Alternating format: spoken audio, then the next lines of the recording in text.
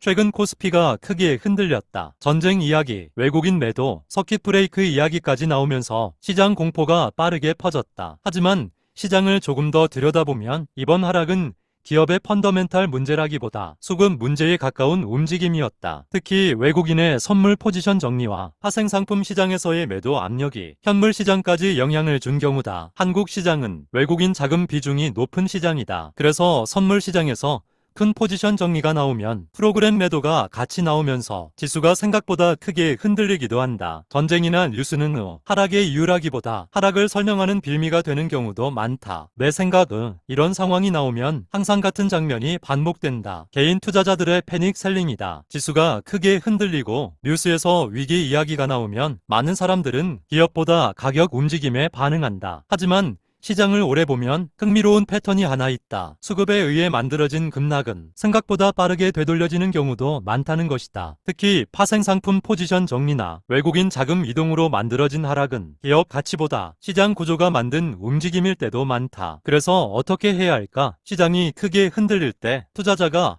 먼저 봐야 할 것은 뉴스보다 수급 구조다. 외국인 자금이 왜 움직이고 있는지, 파생상품 시장에서 어떤 포지션 변화가 있는지, 기관 수급이 어떤 방향으로 움직이는지, 이런 요소들이 단기적으로 시장을 더 크게 움직이기도 한다. 그리고 그 다음으로 확인해야 할 것이 있다. 기업의 펀더멘털이다. 기업의 실적 전망이 바뀌었는지, 산업 사이클이 변했는지, 아니면 단순히 시장 분위기로 가격이 흔들리고 있는지, 이 차이를 이해하지 못하면 시장이 흔들릴 때마다 같이 흔들리게 된다. 결론은 주식시장의 큰 움직임은 항상 하나의 이유로 설명되지 않는다. 뉴스, 전쟁 등 금리, 환율 등 여러 요인이 동시에 작용한다. 하지만 많은 경우 단기적인 급락은 기업 가치보다 수급 변화에서 시작되는 경우도 많다. 그래서 시장이 크게 흔들릴 때 중요한 것은 뉴스가 아니라 시장 구조를 이해하는 것이다. 나는 종목을 추천하지 않는다. 누군가의 인생이 걸린 돈을 가볍게 대신 결정해 줄 생각은 없다. 당신의 상황과 목표는 결국 당신이 가장 잘 안다. 내가